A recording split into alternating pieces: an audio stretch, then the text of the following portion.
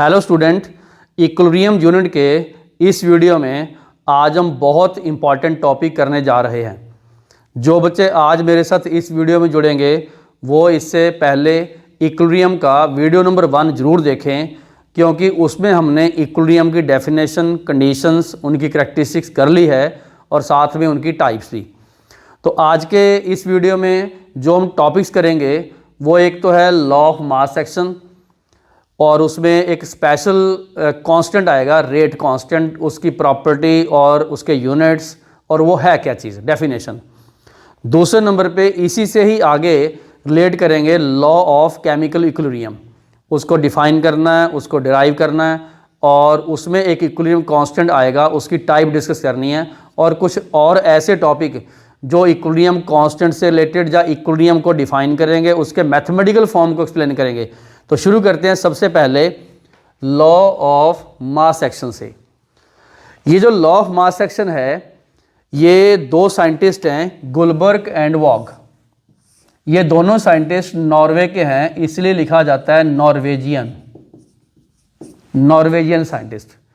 मैं थोड़ा सा इसकी बैकग्राउंड बता दूं। इसमें रेट ऑफ रिएक्शन का मतलब change in concentration pass during time, rate of reaction यही होता है, उसको रिलेट किया गया कंसंट्रेशन से।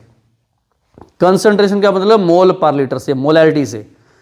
वैसे उस टाइम इन साइंटिस्ट ने, जो आजकल हम मोलैरिटी कंसंट्रेशन बोलते हैं, उसको इन्होंने एक्टिव मास बोला था। मतलब वो अमाउंट, वो मास किसी रिएक्टेंट का जो रिएक्टेंट में पार्टिसिपेट करे, एक्टिवली पार्टिसिपेट करे। इसलिए आजकल उस एक्टिव मास की जगह पे मोलैरिटी या मोल पर लीटर या कंसंट्रेशन को लिया जाता है।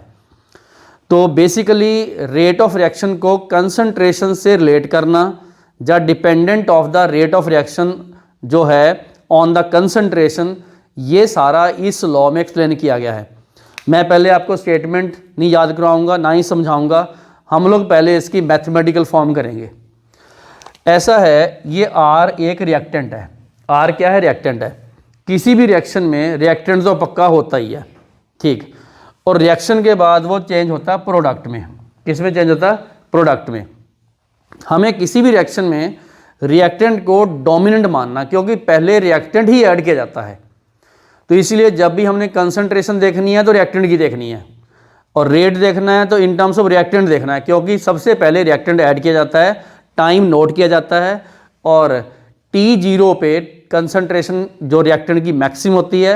बाद में रिएक्शन के बाद जो रेट ऑफ रिएक्शन है वो कम होता रहता है और वो प्रोडक्ट में चेंज होता रहता है। इन साइंटिस्ट ने क्या पाया कि मान लो एक रिएक्टेंट प्रोडक्ट में चेंज होता है, तो जो रेट ऑफ रिएक्शन है, rate of change of concentration per unit time जो है, वो directly proportional to concentration of reactant होगा। और इसमें मैथमेटिकली हमने कंसंट्रेशन को, जहाँ मतलब कह दें कि मोल पर लीटर को, उसको हमने स्क्वायर ब्रैकेट से रिप्रेजेंट किया हुआ है। क्या है? स्क्वायर ब्रैकेट से रिप्रेजेंट किया गया। और ये बेसिकली मोलैरिटी है। मोलैरिटी मतलब कहने को मोलैरिटी ऑफ आर है जो रिएक्टेंट है, ठीक है। तो इसमें देखा डायरेक्टली प्रोपोर्शनल टू कंसंट्रेशन है, ठीक है। बाद में हमने क्या किया, एक रिएक्टेंट ए लिया, उसके 2 मोल ले लिया। 2 मोल लिए नहीं, बेसिकली क्या है, किसी रिएक्शन में जब हम बैलेंस करते हैं तो ये 2 उसका कॉफिशिएंट है। इसको बोलते हैं स्टोइचियोमेट्रिक कॉफिशिएंट। मतलब जो इक्वेशन बैलेंस करने में हर किसी के आगे 1 लगाते हैं, 2 लगाते हैं, कई बार 3 लगाते हैं या हाफ लगाते हैं, वो सारे उसके होते हैं स्टोइचियोमेट्रिक कॉफिशिएंट्स, ठीक है। यहाँ पर 2 स्टोइचियोमेट्रिक कॉफिशिएंट है ए का। बड़ा simple, rate is equal to directly proportional to A की पावर 2। कहने का मतलब अगर कंसंट्रेशन 1 मोल है तो सिंगल, 2 मोल है तो डबल कर देनी है अपने इसमें, लेकिन पावर करनी है हमने, ठीक है। अब यहाँ देखिए, x के आगे 3 उसका कॉफिशिएंट, y के आगे 2 उसका कॉफिशिएंट, x की पावर 3 बन गई, y की पावर 2 बन गई। कई बार बच्चे सोचते सर ये 2 कैसे आ गया, हमने a प्लस a क्यों नहीं किया? ध्यान से समझ लो। बेसिकली ये क्या होता है कि जब हमने ऐसे लिखते हैं कि ये 2a है, तो एक बार a लिख लिया इंटू दूसरी बार a लिख लिया, दोनों मिला के इसका स्क्वायर बना है। तो मतलब जितने टाइम लिखते जाओगे उतने ही प्रोडक्ट करोगे, गुना करोगे तो पावर बनती जाएगी सेम की। ये ऐसा लॉजिक है कुछ। तो बड़ा सिंपल सा तरीका हमने देखा कि rate of reaction by which any reactant react is directly proportional to the active mass, मतलब molarity mole per litre of that reactant raise to the power equal to the stoichiometric coefficient at a given temperature. यहाँ temperature का reference ये आया, आपने temperature change नहीं करना, temperature को constant करना है। तो क्योंकि टेम्परेचर एक बार कांस्टेंट करेंगे तो इसीलिए रेट ऑफ रिएक्शन कंसंट्रेशन पे ही डिपेंड करेगा, क्योंकि जो रेट ऑफ रिएक्शन है वो एक फैक्टर पे डिपेंड नहीं करता, वो टेम्परेचर पे डिपेंड करता है, नेचर ऑफ रिएक्टेंट पे डिपेंड करता है, उसके बाद डेल्टा जी पे डिपेंड करता है और कंसंट्रेशन पे डिपेंड करता है। हमने बाकी सारे फैक्टर कांस्टेंट कर देने।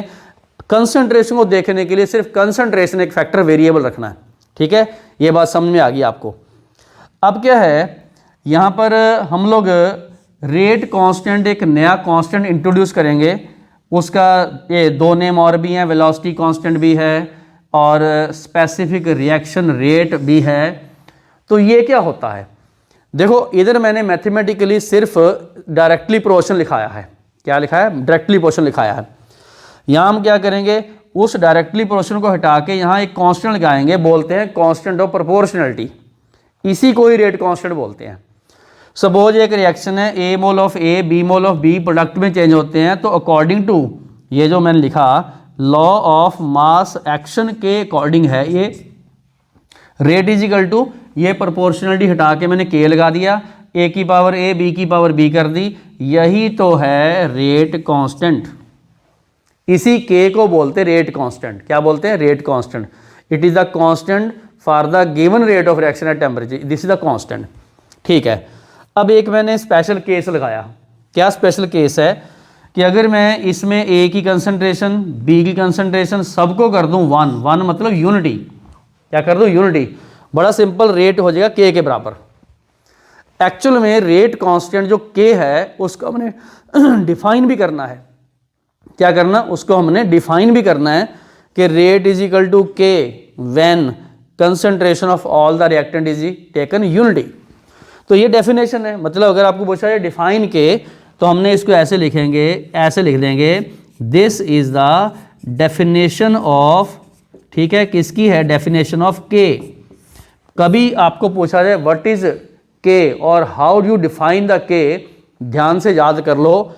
Rate constant is that rate of reaction when all concentrations are taken unity, मतलब एक मोल पर लीटर ले लो तो उस टाइम जो रेट है वो के बराबर हो जाएगा।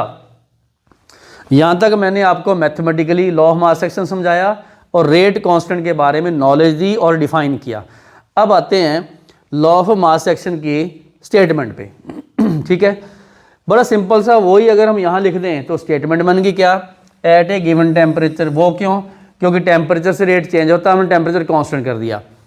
The rate by which any reactant react, मतलब एक्स है या वाई है, ठीक है, is directly proportional to the active mass, हमने तो बोल दिया मोलर कंसंट्रेशन, ठीक है। एक बात और, raise to the power equal to किसके? स्टोइचियोमेट्रिक कोफिशिएंट, ठीक है। ये बात समझ में आ गई। मतलब अगर 3 है तो पावर 3, 2 है तो पावर 2, मतलब ए है तो पावर ए, उस तरीके से हमने इसको लिख देना।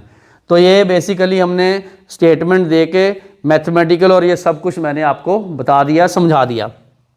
एक एग्जांपल बताता हूँ। देखो N2+3H2 2 अमोनिया है, नाइट्रोजन का 1 मोल, इसके 3 मोल, 2 अमोनिया बना, इसमें ये दो प्रोडक्ट है। और एक चीज़ और देखना, जो लॉ ऑफ मास एक्शन है उसमें जो रेट ऑफ रिएक्शन है वो रिएक्टेंट की टर्म में लिखा जाता है। इसको छोड़ दो, बस रेट इज इक्वल टू के N2H2 की पावर 3। 3 कहाँ से आया? ये वाली 3। तो इसको हम बोलेंगे रेट ऑफ फॉरवर्ड रिएक्शन। हाँ जी, क्या बोलेंगे? Rate of forward reaction. थोड़ा सा पहले बता दूं, अगर कहीं आपको ऐसा आ जाए रेट ऑफ बैकवर्ड रिएक्शन निकालो, तो आपने क्या करना? ये रिएक्शन उल्टा चलाना है। क्या करना? उल्टा चलाना है। उसमें आपने इसको लिखना यहाँ पर, उसकी पावर 2 करनी है, वो रेट ऑफ बैकवर्ड रिएक्शन बनेगा। अब रेट कांस्टेंट जो मैंने लिखा यहाँ डिफाइन किया, असल में इसकी वैल्यू क्या रिप्रेजेंट करती है? उस रेट कांस्टेंट से हमें कौन कौन सी इंफॉर्मेशन मिलती हैं, ये हमने देखना है। बहुत सिंपल। सबसे पहले क्या है, रेट कांस्टेंट जो है वो किसी गिवन टेम्परेचर और गिवन रिएक्शन के लिए कांस्टेंट रहता है। इस रिएक्शन का रेट कांस्टेंट कांस्टेंट रहेगा, ठीक है। अगर कोई रिएक्शन बहुत फास्ट है, तेज है, एक्सप्लोजिव है, मैं एग्जांपल बताता हूँ आपको। सोडियम को पानी में डालोगे एकदम से बर्स्ट करेगा, आग लगेगी हाइड्रोजन निकलने से, sodium catch fire in water और मॉइस्चर। इतनी फास्ट रिएक्शन होती है, उसका रेट जो है बहुत के की वैल्यू हाई होती है, जैसे 6 × 10⁶ कितनी हाई वैल्यू है। कुछ रिएक्शन स्लो भी होती हैं। अगर आप हमारे सराउंडिंग में 2-4 रिएक्शन को लिस्ट करो कौन सी स्लो होती हैं। कोरोजन, लोहे को जंग लगना, कई महीने लगते हैं। उस फर्मेंटेशन में हम कार्बोहाइड्रेट का फर्मेंटेशन करते हैं इथेनॉल के लिए, कई दिन लगते हैं। ये रिएक्शन स्लो हैं। मतलब अगर रिएक्शन पूछा जाए कि रिएक्शन स्लो हैं, जैसे कोरोजन और फर्मेंटेशन, उनके के लो होंगे, जैसे -10⁻⁻⁴, इतना लो तो है ये, 0.0002 है ये। तो कहने का मतलब रेट कांस्टेंट बेसिकली किसी भी रिएक्शन की ऐसी कैरेक्टरिस्टिक्स है जो उसकी स्पीड को बताएगा और वो गिवन टेम्परेचर पे कांस्टेंट रहेगा, और उसमें छिपी हुई इंफॉर्मेशन से हम ये देखेंगे कौन सी रिएक्शन फास्टर है, कौन सी स्लो है। तो अभी हमने लॉ ऑफ मास सेक्शन खत्म किया, बहुत इंपॉर्टेंट है। इतना बता दूं, जब भी कोई रिएक्शन आए तो उसमें आपने क्या करना, कोएफिशिएंट उसकी पावर करनी है, और यहाँ पर ऐड नहीं करना, प्रोडक्ट करना, गुना करना, मल्टीप्लाई करना, आपने ये ध्यान रखना। ओके, बार बार हम लोग इनकी प्रैक्टिस करते जाएंगे आगे नेक्स्ट सेक्शन में भी। तो आप एक बार वीडियो रोको, वीडियो रोक के करना क्या है, आपने पहले ये स्टेटमेंट लिख लेना, उसके बाद ये लिख लो मैथमेटिकली सारा, और बाद में चाहे रेट कांस्टेंट की कैरेक्टरिस्टिक लिख लो। इतना ध्यान से समझ लेना, और बहुत इंपॉर्टेंट पार्ट हमने किया। अब हम इसको यूज़ करेंगे अगले सेक्शन में, तो फिर कुछ क्वेश्चंस भी करेंगे, न्यूमेरिकल्स भी करेंगे, ठीक। तो ये पार्ट आप उतारो एक बार, और अब हम करते हैं नेक्स्ट और लॉ करते हैं, और इनकी एप्लीकेशन बाद में हम इकट्ठी करेंगे। तो शुरू करते हैं नेक्स्ट सेक्शन, और वो है लॉ ऑफ केमिकल इक्विलिब्रियम। तो इस पार्ट में हम एक और लॉ करेंगे, उस लॉ का नेम है लॉ ऑफ केमिकल इक्विलिब्रियम। ये वाला लॉ सिर्फ रिवर्सिबल प्रोसेस जब इक्विलिब्रियम अटेन करती है उस टाइम एप्लीकेबल होता है, उसके आगे पीछे ये लॉ नहीं अप्लाई होता, और किसी पर्टिकुलर टेम्परेचर पे ही अप्लाई होता है। ये इसकी स्टेटमेंट है। स्टेटमेंट थोड़ी बड़ी है, इसको समझने से पहले हम इसका पहले मैथमेटिकल फॉर्म समझेंगे। मैंने यहाँ पर एक जनरल इक्विलिब्रियम लिखा हुआ है, जिसमें ए गैस फॉर्म में है, बी भी गैस फॉर्म में है। ए और बी जो कैपिटल लिखे हैं वो रिएक्टेंट है, ए और बी जो स्मॉल हैं वो उनके कोएफिशिएंट्स हैं, और दूसरे नंबर पे मोल हैं, मतलब इधर रिएक्टेंट इधर प्रोडक्ट। कैपिटल एक्स और कैपिटल वाई प्रोडक्ट्स हैं, गैसियस फॉर्म में हैं, और जो स्मॉल एक्स स्मॉल वाई हैं वो उनके कोएफिशिएंट्स हैं और वो मोल हैं। बैलेंस हो रखी है, रिवर्सिबल है, फॉरवर्ड बैकवर्ड चल रही है। देखो, जब भी मैं रिवर्सिबल रिएक्शन लिखता हूँ, इसका कतई मतलब ये नहीं है कि वो एट इक्विलिब्रियम है। उसका मतलब है इक्विलिब्रियम हो सकता है, क्योंकि किसी पर्टिकुलर टाइम पे इक्विलिब्रियम अटेन होता है, और उससे पहले भी हो सकता है बिफोर इक्विलिब्रियम, और उससे बाद में भी हो सकता है इक्विलिब्रियम। इसलिए इक्विलिब्रियम अप्लाई करते हुए हर बार ये लिखा जाएगा एट इक्विलिब्रियम। क्या लिखा जाएगा? At equilibrium. ये देखो लिखा एट इक्विलिब्रियम। पहले मैं क्या करता हूँ, इस पूरे रिवर्सिबल इक्विलिब्रियम में ये रिएक्टेंट और ये प्रोडक्ट है। फॉरवर्ड जाऊंगा तो ये रिएक्टेंट है, बैकवर्ड जाऊंगा तो ये वाले इधर जाएंगे, तो इसको रिएक्टेंट मानूंगा, इसको प्रोडक्ट मानूंगा। फिर से सुन लो, फॉरवर्ड जाऊंगा ये रिएक्टेंट है, वो प्रोडक्ट है, बैकवर्ड जाऊंगा तो ये रिएक्टेंट है, ये प्रोडक्ट है। ध्यान से समझ लेना, ठीक है। अब हम क्या करते हैं, लॉ ऑफ मास एक्शन जो इससे पहले मैंने डिस्कस करवाया उसको अप्लाई करते हैं। क्या था वो? Rate of reaction is directly proportional to the active mass of all the reactant, each raise to power equal to coefficient. बिल्कुल सही। अब देखिए, मैंने लॉ ऑफ मास एक्शन जो फॉरवर्ड पे भी अप्लाई करना है। फॉरवर्ड पे क्या करूंगा? फॉरवर्ड पे ऐसा करूंगा, ए और बी दो रिएक्टेंट है, ये देखो कंसंट्रेशन स्मॉल है, स्मॉल बी उनकी पावर है, स्टोइकियोमेट्रिक कोएफिशिएंट। अब ये जो के था रेट कांस्टेंट, अब ये बन गया के एफ। इसको क्या बोलूँगा मैं, rate constant for the forward reaction, k f. हाँ जी, rate constant for the forward reaction. ठीक है, फॉरवर्ड जाऊँगा, ये रिएक्टेंट है, वो प्रोडक्ट है। अब मैंने क्या किया, बैकवर्ड जाऊँगा। जब मैं बैकवर्ड जाऊँगा तो एक्स वाई रिएक्टेंट होंगे और ये प्रोडक्ट होंगे। देखो लिखा rate of backward reaction, K B लिख दिया। अब के बी स्मॉल है सारे, ये this is also small, this is also small, F for forward, B for backward. समझ आ गया सबको। उसमें मैंने क्या करना है, इस एक्स को यहाँ लिखना, कैपिटल वाई को यहाँ लिखा, ब्रैकेट में लिखा molar concentration, small X small Y उनकी पावर है क्योंकि वो कॉन्फिशेंट्स है। ये बात मेरे ख्याल से आपको समझ में आ चुकी होगी। ठीक है, दो इक्वेशन बन गई। देखिए ये फॉरवर्ड रिएक्शन के लिए लॉ ऑफ मास एक्शन है, ये बैकवर्ड के लिए मतलब इसके लिए है, तो मैंने इसको रिएक्टेंट बनाया। फॉरवर्ड जाऊंगा, ये रिएक्टेंट है, तो ये दो इक्वेशन हमारे पास बन गई। लेकिन जब इक्विलिब्रियम आता है, डेफिनेशन से rate of forward is equal to, ये लो, equal to the rate of backward. Okay, rate of forward is equal to rate of backward, मतलब इक्वेशन 1 2 के बराबर है। इक्वेशन 1 2 के बराबर है। ठीक है, तो हम ऐसे बोलेंगे, यहाँ लिखेंगे इक्वेशन 1 इक्वल टू इक्वेशन 2 बराबर होगी। समझ आ गया, rate of forward is equal to rate of backward. इन इक्वेशन से मैंने यहाँ पर लिखा के एफ ए की पावर ए, बी की power B, K B X की पावर एक्स, वाई की पावर वाई, मैंने इक्वेट कर दिया। ये इक्विलिब्रियम पे है किसी गिवन टेम्परेचर पे। ठीक है, अब क्या है, ये के एफ है, ये के बी है, मैं के एफ के नीचे के बी ले आया। ये देखो, ये वाला इधर आया, क्रॉस मल्टीप्लाई किया मैंने। उससे क्या होगा, ये वाला इधर जाएगा नीचे, ये देखो प्रोडक्ट ये गए, रिएक्टेंट नीचे आ गए। ये ध्यान से समझ लो, के एफ बाई के बी करना है, प्रोडक्ट बाई रिएक्टेंट करना है। यहाँ बच्चा उल्टा है, सर आपने के एफ के बी कर दिया, यहाँ क्यों नहीं के अपने रिएक्टेंट बाई प्रोडक्ट किया? नहीं, क्रॉस करना हमने। 1 2 3 4 वैल्यू हैं, तो के एफ के नीचे के बी लेके आऊँगा, ये वाला उठाऊँगा नीचे ले आऊँगा। ठीक है, के एफ के बी दोनों का रेशो, जा प्रोडक्ट ओवर रिएक्टेंट दोनों का रेशो, ये तो कांस्टेंट रहेगा। उसी को ही बोलते हैं इक्विलिब्रियम कांस्टेंट। ये इक्विलिब्रियम कांस्टेंट प्रोडक्ट की कंसंट्रेशन न्यूमरेटर में, रिएक्टेंट की कंसंट्रेशन डिनोमिनेटर में, इनका एक रेशो है जो कांस्टेंट रहता है जब इक्विलिब्रियम अटेन होता है, उसको बोलते हैं इक्विलिब्रियम कांस्टेंट। यहाँ ध्यान रखना, ये के कैपिटल है, ये के स्मॉल है, के एफ के भी स्मॉल है। इसका मतलब इक्विलिब्रियम कांस्टेंट जो है दो तरीके से निकलेगा, या तो के एफ बाई के बी से, बहुत आपको क्वेश्चन मैं बाद में कराऊंगा, अभी आपको कोई ना कोई के एफ के बी की वैल्यू दी होगी, बोलेंगे इक्विलिब्रियम कांस्टेंट निकालो, या इन रिएक्टेंट की जो कंसंट्रेशन है, सॉरी प्रोडक्ट की कंसंट्रेशन ऊपर, रिएक्टेंट नीचे लेके उनका रेशो निकालेंगे। एक ध्यान रखना, यहाँ पर कॉफिशिएंट्स भी लिखे जाएंगे साथ में। ठीक है, ये इक्विलिब्रियम कांस्टेंट है किसी पर्टिकुलर टेम्परेचर पे, और इसी को ही बोलते हैं, this is the law of equilibrium constant, मतलब mathematical form of law of chemical equilibrium है। अब क्वेश्चन आ गया, मैथमेटिकल तो हमने ड्राइव कर दी, सारी बात समझा दी।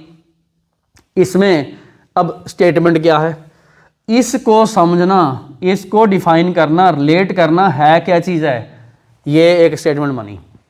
अदरवाइज अगर हम लोग इस स्टेटमेंट को स्टार्टिंग में ही ट्राई करें एक दो बार पढ़ के समझने की, 100% समझ में नहीं आती, अब एकदम से समझ में आएगी। लो जी शुरू करते हैं, क्या है वो, एट ए गिवन टेम्परेचर, बिल्कुल सही, for a reaction at equilibrium, ये देखो यहाँ बात आ गई, जा इधर बात आ गई, ये देखो। ठीक है, ratio of the product of concentration of products. Okay, ये प्रोडक्ट क्या है, गुना, ये वाला गुना। ठीक है, कंसंट्रेशन ऑफ प्रोडक्ट का गुना, ठीक है, to the product of molar concentration of reactants. अच्छा, ये कंसंट्रेशन रिएक्टेंट की है, उनका गुना प्रोडक्ट मल्टीपल। ठीक है, all raise to power equal to the stoichiometric coefficient. All मतलब चाहे प्रोडक्ट है उसकी पावर, चाहे रिएक्टेंट है उसकी पावर, सबका हमने रेज पावर करना है इक्वल टू द कोएफिशिएंट। ठीक है, is always constant, fix value, और ये पता है आपको कौन सी वैल्यू है? ये वाली इक्विलिब्रियम कांस्टेंट है, जिसकी बात करता हूँ ना, फिक्स वैल्यू है, इक्विलिब्रियम कांस्टेंट है ये वाला। तो मुझे लगता है अब आपको ये सारी स्टेटमेंट समझ में आ गई। मतलब आपने डेराइव किया, ये समझा, और इस एक्सप्रेशन को, जो लॉ ऑफ इक्विलिब्रियम का मैथमेटिकल फॉर्म है, उसको वर्ड में एक स्टेटमेंट की फॉर्म में लिखा, और ये बन गया लॉ ऑफ केमिकल इक्विलिब्रियम की स्टेटमेंट। इतना जरूर ध्यान रखना, कुछ बातें बताने वाला हूं क्या, कि ये जो लॉ ऑफ केमिकल इक्विलिब्रियम है, ये सिर्फ एप्लीकेबल किस पे होता है? रिवर्सिबल प्रोसेस पे, और होता भी जब इक्विलिब्रियम है किसी टेम्परेचर पे। अगर टेम्परेचर चेंज करते हो, रिएक्शन इरिवर्सिबल है, ये नहीं अप्लाई होना। ठीक, दूसरी बात, इक्विलिब्रियम कांस्टेंट की वैल्यू फिक्स रहती है। किसी इक्विलिब्रियम के लिए, कोई रिएक्शन के लिए जो इक्विलिब्रियम पे है, उसके लिए फिक्स रहती है जब तक टेम्परेचर सेम रखेंगे। ठीक है। के इक्विलिब्रियम दो टाइप का होता है, आगे इसके बाद डिफाइन करने वाला हूं, के सी एंड के पी। लो जी, सी कब लगाएंगे? जब हम कंसंट्रेशन लिखते हैं, मतलब ये वाला, जैसे कंसंट्रेशन लिखा, ये के सी ही है, और के पी लिखोगे तो उनके पार्शियल प्रेशर लिखोगे। अब ध्यान रखो, इसी को ही हम लोग के सी लिख देते हैं, क्योंकि मैंने इसमें कंसंट्रेशन लिखी है।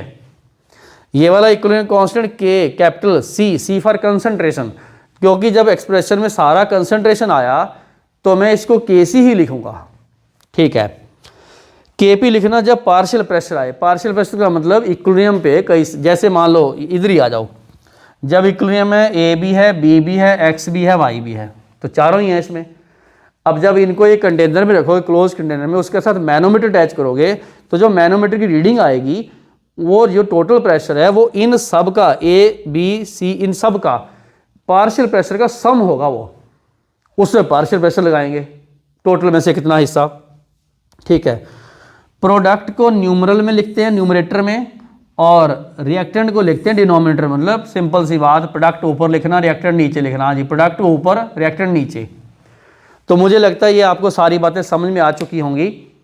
और इसके बाद हम क्या करते हैं, इस लॉ ऑफ केमिकल इक्विलिब्रियम को डिफरेंट इक्विलिब्रिया पे अप्लाई करते हैं। फिर केपी समझाऊंगा, उसके बाद इनके रिलेशन बताऊंगा मैं आपको।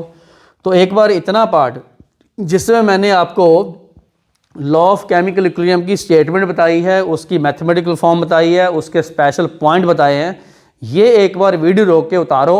बहुत इंपॉर्टेंट पार्ट चल रहा है केमिकल इक्विलिब्रियम का, इसको ध्यान से समझो, कोई डाउट नहीं रहना चाहिए। हर बात का एक सिंबल है, मतलब ये स्क्वायर ब्रैकेट में ही लिखना, गोल वाले में नहीं लिखना।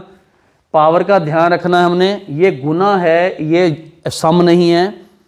ये स्मॉल में लिखना, क्योंकि ये रेट कांस्टेंट है। ये इक्विलिब्रियम कांस्टेंट बड़े कैपिटल के में लिखना। कंसंट्रेशन आए तो के सी ही लिखना।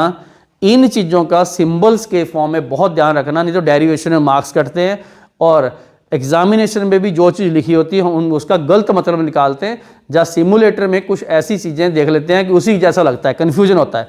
बिल्कुल कन्फ्यूजन नहीं होना चाहिए। सिंबल्स का ध्यान रखना, पावर्स का ध्यान रखना। फॉरवर्ड कांस्टेंट है तो ऊपर लिखना, कंसंट्रेशन प्रोडक्ट के ऊपर, रिएक्टेंट नीचे। ये बार बार इसलिए बता रहा हूँ मैं आपको, क्योंकि इसमें बच्चे बहुत कन्फ्यूज होते हैं कि के एफ ऊपर, के बी नीचे, प्रोडक्ट ऊपर, रिएक्टेंट नीचे। तो ये मैंने सारी बात आपको ध्यान से फिर से रिपीट कर दी। जो पॉइंट मैंने हाईलाइट से वो बता दिए। वीडियो रोको, ये सारा सेक्शन उतारो आराम से। और अब हम करते हैं इक्विलिब्रियम कांस्टेंट की जो दूसरी फॉर्म थी केपी, और उसके बाद केपी और केसी के एक्सप्रेशन कैसे लिखे जाएंगे और उनके बीच में रिलेशनशिप। तो करते हैं नेक्स्ट टॉपिक। तो इस पार्ट में हम एक इक्विलिब्रियम कांस्टेंट की दूसरी फॉर्म जो है केपी, वो डिस्कस करेंगे, और साथ साथ केसी और केपी का किसी गिवन इक्विलिब्रियम के लिए एक्सप्रेशन कैसे लिखना है, ताकि हम उसके आगे न्यूमेरिकल कर पाएँ, उसके यूनिट निकाल पाएँ, तो वो डिस्कस करेंगे। तो शुरू करते हैं केपी।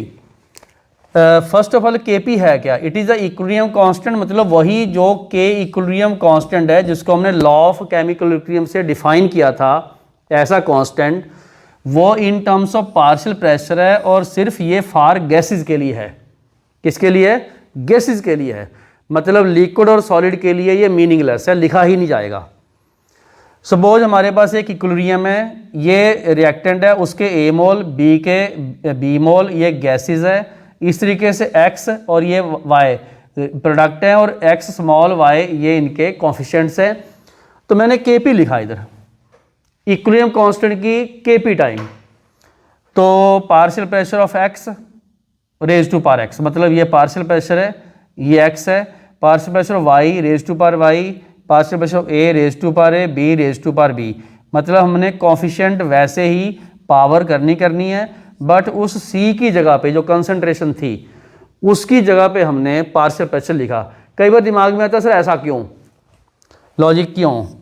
समझो किसी आइडियल गैस के लिए P V equal to N R T है, हम मान के चलते सारी गैसेज आइडियल है। उसके बाद क्या है कि मैंने रीअरेंज किया और v को n के नीचे ले गया, ये देखो n बाई वी आ गया।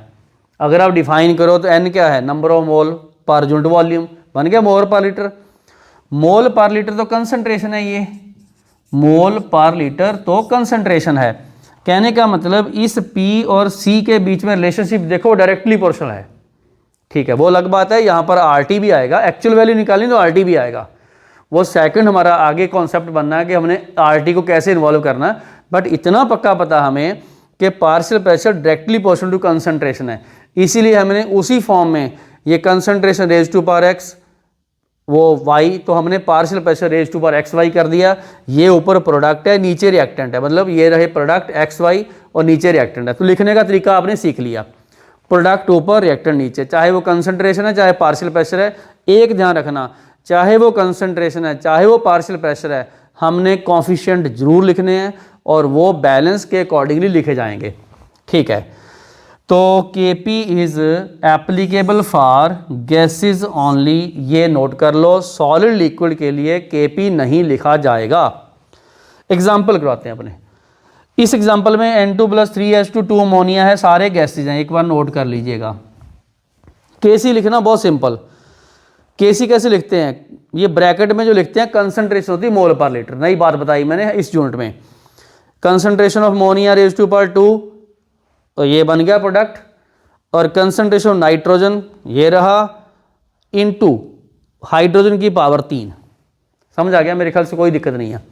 अब Kp लिखना है, partial pressure of ammonia power 2, ये 2 है तो वो भी 2, पार्शियल प्रेशर ऑफ नाइट्रोजन ये था और हाइड्रोजन उसका 3, मतलब इसका क्यूब इसका 2 स्क्वायर, ठीक है, कोई दिक्कत नहीं है। अब अगर आप लोग ये समझ गए Kp और Kc for the given equilibrium कैसे लिखना है, क्योंकि उसके बाद हमने इसके न्यूमेरिकल करने हैं, इनकी कंसंट्रेशन की वैल्यू दी होगी, बस स्क्वायर और क्यूब करके आंसर निकालते जाना, और इसके एटमॉस्फेयर दिए होंगे उसका स्क्वायर करना, इसके एटमॉस्फेयर तो उसका क्यूब करके आंसर निकालते जाना, ठीक है। अब एक ये पहला एक था, ये दूसरा, तीसरा, चौथा, पांचवा, इसके हम Kc Kp लिखते हैं। ओके, आप एक बार वीडियो रोक के ट्राई करो कि यहाँ क्या लिखना है। मान के चलो ये क्वेश्चन ही चलते जा रहे हैं साथ में, ठीक है, क्लियर हुआ। लो जी, वीडियो रोक लो एक बार और ट्राई करो। मेरे लिखने से पहले सारा एक बार कंप्लीट कर लो, फिर जब मैं इसके आंसर दूंगा तो आपने चेक करना है। आई होप कि आपने कर लिया होगा, ठीक है। Kc लिखना मुझे, तो concentration of PCl3 and Cl2, और नीचे लिखा कंसंट्रेशन ऑफ PCl5, ये लिख दिया मैंने। Kp लिखना है, partial pressure of PCl3, partial pressure of Cl2, partial pressure of PCl5 लिख दिया। तो इसकी कोई पावर नहीं है क्योंकि इक्वेशन में कोई पावर नहीं है। यहाँ आ जाओ, Kc लिखना है तो मुझे NO ब्रैकेट में लिख के कंसंट्रेशन 2 कर देना, और यहाँ पर N2 एंड O2 लिख दिया। इनकी पावर कोई नहीं है क्योंकि सिंगल सिंगल है, ये 2 बन गया। Kp लिखना है तो पार्शियल प्रेशर ऑफ NO की पावर 2 और partial pressure of N2 and partial pressure किसका, O2 का लिखना। ये जो डॉट लगाया इसका मतलब प्रोडक्ट होता है, गुना होता है। Kc लिखना है, बहुत सिंपल, इसमें Kp आएगा नहीं, लिक्विड, नो Kp। Kc तो लिखेंगे ही। कंसंट्रेशन ऑफ, ये एस्टर है, क्या है, एस्टर, ऐसे लिख दूं, एस्टर की कंसंट्रेशन, ठीक है। और आगे क्या है, वाटर, ये वाला एसिड है, हाँ जी एसिड, तो तो नीचे क्या लिखूंगा मैं, कंसंट्रेशन ऑफ एसिड, ठीक है। ये वाला अल्कोहल है तो कंसंट्रेशन ऑफ एल्कोहल लिख दिया, ठीक है। बाकी आप फार्मूला की फॉर्म में भी लिख सकते हो। ये एसिड है नीचे लिखा, ये इथेनॉल है, अल्कोहल नीचे लिखा, ये एस्टर होता है और ये वाटर है, ऐसे लिख दिया मैंने। अब देखिए ये सॉलिड है, ये सॉलिड है, ये गैस है। अब हमने इसका केपी लिखना। केपी के लिए सॉलिड तो आता नहीं, सिर्फ गैस आता है। बहुत सिंपल सा केस है, पार्शियल प्रेशर ऑफ CO2 हमने लिख दिया, इसका ये केपी आ गया क्योंकि ये सॉलिड उसमें लेते नहीं है। आई होप कि आप लोग केपी केसी लिखना सीख गए होंगे, ठीक है। बहुत सिंपल सा है, प्रोडक्ट ऊपर, रिएक्टर नीचे, न्यूमरेटर डिनोमिनेटर, पावर उसकी कॉन्स्टेंट करनी है और कंसंट्रेशन लिखनी है केसी में, और केपी में क्या लिखना हमने, पार्शियल प्रेशर।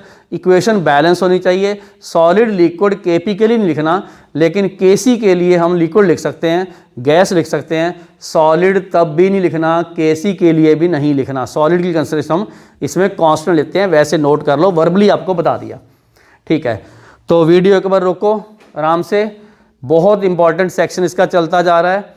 तो इस वीडियो को रोको, ये आप क्वेश्चन चेक करो कि मैंने आपको बोला था कि पहले इसको कंप्लीट करो, जब मैं करवाऊंगा चेक कर लेना।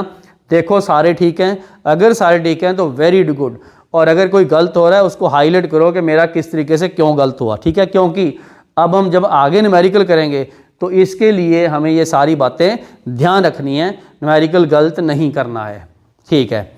अब चलते हैं नेक्स्ट। अब हम करते हैं कि केपी केसी के अकॉर्डिंगली न्यूमेरिकल कैसे बनते हैं, एक तो ये चीज़, और केपी केसी के यूनिट क्या हैं, ये हम करते हैं इसके नेक्स्ट पार्ट में। तो अब हम केपी और केसी के यूनिट कैसे निकालते हैं उसके कॉन्सेप्ट और क्वेश्चंस करेंगे, साथ में ये दो न्यूमेरिकल करेंगे जिससे हमने केपी और केसी की वैल्यू निकालनी है, और ये हमें पहले आपको सॉल्व करने हैं और उसके बाद मैं इसको आपको आंसर दूंगा।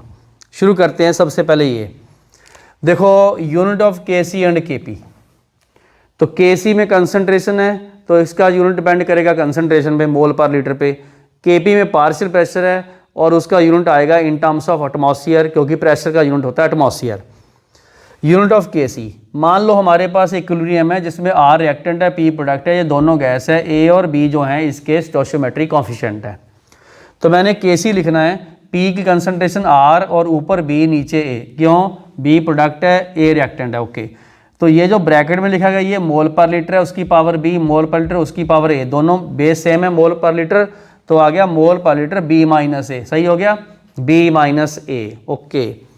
हमें पता है कि इस केस में जहाँ पर गैसेज आता है तो उस केस में हमने ये देखना कि जो A है वो NR है, NR का मतलब number of moles of reactant, और B क्या है NP, B माइनस A आ जाएगा, NP माइनस NR, ओके, ये रहा डेल्टा NG, ठीक है। फिर अदरवाइज केसी का यूनिट क्या बना, मैं यहाँ लिख दूँ, लो जी, मोल पर लीटर की पावर डेल्टा NG, ये लो, ठीक है, क्लियर हो गया, ये बन गया इसका shortcut. Find the unit of KC for the PCl5 PCl3 Cl2, delta NG 1 है, केसी का यूनिट हो गया मोल पर लीटर, निकल गया, मतलब डेल्टा NG चेक करना आपने, ये देखो ये 2 मोल ये 1 मोल, पावर बनी 1 तो वही बन गया। यूनिट ऑफ केपी, सपोज हमने इसी इक्विलिब्रियम को ही ले लिया दोबारा से, तो उसका जब केपी लिखेंगे, पार्शियल प्रेशर ऑफ P की पावर B, पार की पावर A, पार्शियल प्रेशर किस में आता है, एटमॉस्फेयर, ये भी atmosphere, B minus A, atmosphere की पावर डेल्टा NG, ओके, ये बन गया formula shortcut. Ammonia 2 ammonia N2 3H2 में चेंज होता है, सारे गैसेज हैं, लिख लो यहाँ पर गैस गैस गैस। इसमें डेल्टा NG कितनी है, 4 - 2 2, ओके, केपी क्या बना, एटमॉस्फेयर की पावर 2। तो ये चीज़ें हमने इसको और इसको याद कर लेना, मतलब डेल्टा NG का रोल केपी केसी का यूनिट डिसाइड करने में आता है, इंपॉर्टेंट है, ये बात आप नोट कर लो, बहुत इंपॉर्टेंट है। अब हम करते हैं दो न्यूमेरिकल्स। आज के इस वीडियो में हमने जो चीज़ें समझी हैं, एक तो लॉ ऑफ मास एक्शन समझा, और दूसरे नंबर पे उसको अप्लाई किया हमने इक्विलिब्रियम पे। तो मेन जो था वो था इक्विलिब्रियम कांस्टेंट क्या है, ठीक है। तो देखो पहला ये आ गया फर्स्ट क्वेश्चन में। At equilibrium number of moles of PCl 5Cl2 ये 844 दे रखे हैं, 2 लीटर फ्लास्क है, 27 डिग्री टेम्परेचर है, Kc फाइंड करो, इक्विलिब्रियम ये रहा। ठीक, न्यूमेरिकल उतारो, ट्राई करो। दूसरे में हमने Kp फाइंड करना। इस इक्वेशन के लिए ये सब गैसेज हैं। अगर पार्शियल प्रेशर हमें N2 और O2 का दे रखा है, दोनों का 2 ईच, टोटल दे रखा है हमें 8, Kp निकालना है। क्या निकालना है? Kp। ओके, शुरू करते हैं। पहला क्वेश्चन शुरू करते हैं। वीडियो रोक के आपने ट्राई जरूर करना, क्योंकि हर क्वेश्चन में जो ट्रिक है वो आपने फॉलो करनी है। सबसे पहले क्वेश्चन ये आया, निकालना है Kc, तो हमने लिखना है फॉर्मूला, एक्सप्रेशन क्या बनता है, PCl3 और आगे लिखा Cl2 और डिवाइड कर दिया मैंने PCl5 से। ऐसे करूँगा, प्रोडक्ट ऊपर, रिएक्टेंट नीचे, पावर सबकी एक एक। अब चलते हैं, देखो यहाँ क्या दिया हुआ है, number of moles of PCl5, इसके कितने, 8। ओके, PCl3 एंड 2 के 4 दे रखे हैं। ये बात मेरे ख्याल से समझ गए होंगे, कोई दिक्कत नहीं है। बट बच्चे ये हमें दे रखा है नंबर ऑफ मोल, हमें तो यहाँ कंसंट्रेशन चाहिए। क्या चाहिए? कंसंट्रेशन। तो कंसंट्रेशन में क्या होता है, जितने जितने मोल हैं उसको 2 लीटर से डिवाइड करना है, क्योंकि हमें मोल पर लीटर चाहिए। Okay, very simple. 4 को डिवाइड किया 4 से, 4 को डिवाइड किया 2 से, इसको भी 2 से। अब 8 को डिवाइड किया 2 से, कर दिया, बिल्कुल सही। क्या आंसर आया? ये आ गया 2 × 2 डिवाइडेड बाय 4 = 1 आ गया आंसर इसका। 2 से क्यों डिवाइड किया? क्योंकि हमें चाहिए मोल पर लीटर। यहाँ लिख लो कि जब भी कभी कंसंट्रेशन निकालनी हो, नंबर ऑफ मोल को वॉल्यूम से डिवाइड करना है, क्योंकि ये सब हैं कंसंट्रेशन। ये बहुत गलती होती है कई बार, हम लोग क्या करते हैं, सीधे ही मोल लिख देते हैं, ये देखते नहीं 2 लीटर है। और एक बात और, वॉल्यूम कई बार नहीं दिया होता, एक ले लेना 1 लीटर। ठीक है, ये ध्यान रखना आपने। ओके, अब आ गया दूसरा क्वेश्चन। तो दूसरा क्वेश्चन एक बार आप ट्राई कीजिए। मैं इस क्वेश्चन को इधर सॉल्व करूंगा। फिर से सुनिए, ये वाला पार्ट एक बार उतार लो, कहीं रह ना जाए, क्योंकि मैंने इसको रब करना है, क्लीन करना है, ताकि मैं इसका जो सोल्यूशन है इधर लिखूंगा। प्लीज़ वीडियो रोको एक बार, वीडियो रोक के आपने ये वाला सेक्शन उतार लेना है एक बार। पहले ये इतना सेक्शन उतार लो, ठीक है। तो आई होप कि आपने वीडियो रोक लिया होगा और उतार लिया होगा। अब हम करते हैं न्यूमेरिकल नंबर 2, और न्यूमेरिकल नंबर 2 को पूरे ध्यान से करते हैं। निकालना हमने Kp है। क्या निकालना हमने? Kp है। चलो जी, Kp निकालना है। जो हमें इक्विलिब्रियम दे रखा वो पहले फार्मूला लिखेंगे, फिर उसकी वैल्यू सोच समझ के और Kp निकालेंगे। चलो शुरू करें। हमें निकालना है Kp N2O2 2NO, partial pressure NO का पावर 2, पार्शियल प्रेशर N2 का, पार्शियल प्रेशर O2 का। ये आया फॉर्मूला इसके लिए। अब पार्शियल प्रेशर हमें N2O2 का दे रखा है, बिल्कुल सही। पार्शियल प्रेशर N2 का 2 है और पार्शियल प्रेशर O2 का भी 2 है। 2 क्या? एटमॉस्फेयर। यहाँ लिख लो 2 एटमॉस्फेयर, ये भी 2 एटमॉस्फेयर। एक हमें दे रखा है पार्शियल टोटल, और टोटल है 8, सही है, टोटल है 8। वो किसका सम है? वो है पार्शियल प्रेशर NO का, पार्शियल प्रेशर N2 का, पार्शियल प्रेशर O2 का सम है। कहने का मतलब यहाँ से पार्शियल प्रेशर NO का कितना आएगा, 8 में से माइनस किया 2 + 2 आ गया 4। पार्शियल प्रेशर NO का 4 आया। ये बात समझ गए। अब हम क्या करेंगे, यहाँ पर पार्शियल प्रेशर NO का 4 का करेंगे स्क्वायर, नीचे लिखेंगे 2 और नीचे 2। आंसर ध्यान से चेक करो, ये 4 का स्क्वायर है, ये 4 है, आ गया 4 एटमॉस्फेयर। सॉरी, इसका तो एटमॉस्फेयर नहीं आएगा क्योंकि ये डेल्टा एन जी 0 है, तो 1 नहीं आएगा, बस इसका आंसर 4 आ गया, Kp 4। कई बार Kp का यूनिट नहीं होता, क्योंकि जब डेल्टा एन जी 0 होता है तो नहीं होता, तो 0 पावर हमने 1 ले लेनी है, तो यहाँ पर आया 4। तो ये हमने 2 न्यूमेरिकल किए हैं, पहला और दूसरा। वीडियो रोक के इसको पूरा कंप्लीट करो, फिर भी ध्यान से चेक कर लो कोई मिस्टेक ना हो जाए। आज हमने बहुत इंपॉर्टेंट सेक्शन किए हैं, खास करके केमिकल इक्विलिब्रियम, इक्विलिब्रियम कांस्टेंट, और बहुत इंपॉर्टेंट है। मिलते हैं नेक्स्ट वीडियो में बहुत नए टॉपिक लेके। हम नेक्स्ट वीडियो में करने वाले हैं इक्विलिब्रियम कांस्टेंट केपी और केसी में रिलेशनशिप क्या है, और डिग्री ऑफ डिसोसिएशन का रिलेशनशिप हमने केपी केसी से निकालना। जुड़े रहिए मेरे साथ। Thank you for joining Photon Education channel. Subscribe कीजिए, लाइक कीजिए और take care. Have a nice day.